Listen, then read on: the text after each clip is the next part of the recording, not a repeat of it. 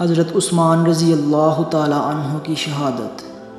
18 ذوالحج کی تاریخ پڑھیں تو ایک ایسی شہادت دکھائی دیتی ہے جس میں شہید ہونے والے کا نام حضرت عثمان ہے۔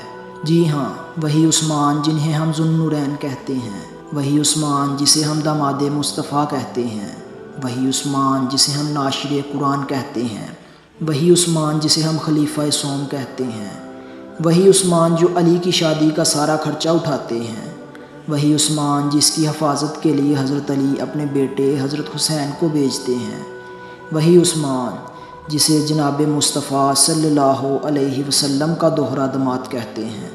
خیر، یہ باتیں تو آپ کو مولوی حضرات بتاتے رہتے ہیں، کیونکہ حضرت عثمان کی شان تو بیان کی جاتی ہے، حضرت عثمان کی سیرت تو بیان کی جاتی ہے، حضرت عثمان کی شرم و حیا کے تذکرے تو کیے جاتے ہیں، ان کے اسلام لانے سے پہلے اور اسلام لانے کے بعد کے واقعات تو سنائے جاتے ہیں، لیکن بدقسمتی سے یہ کہ ان کی مظلومیت کو بیان نہیں کیا جاتا، ان کی دردناک شہادت کے قصے کو عوام کے سامنے نہیں لایا جاتا۔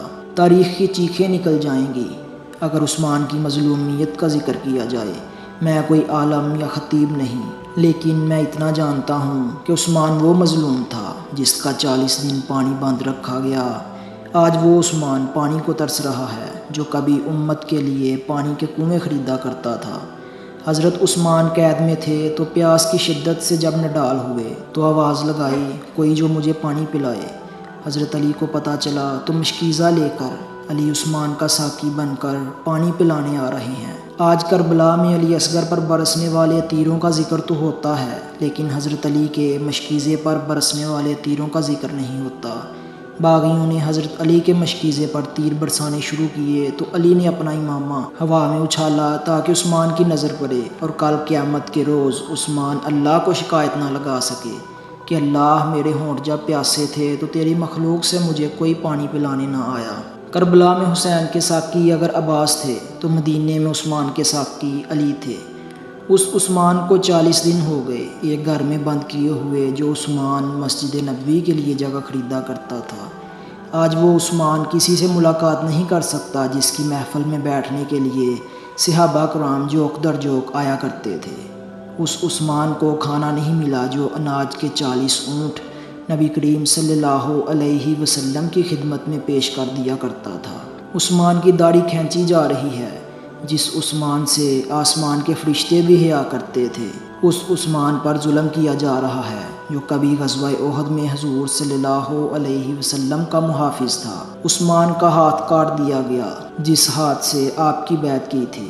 عثمان، میں نقطہ دان نہیں، میں عالم نہیں جو تیری شہادت کو بیان کروں اور دل پھٹ جائے، آنکھیں نم ہو جائیں۔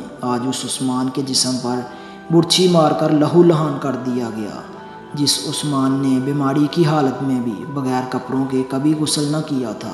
آج آپ کی 2 بیٹیوں کے شوہر کو ٹھوکریں ماری جا رہی ہیں۔ ذوالحج 35 ہجری ہے، جمعے کا دن ہے۔ حضرت عثمان 18ویں روزے کی حالت میں ہیں۔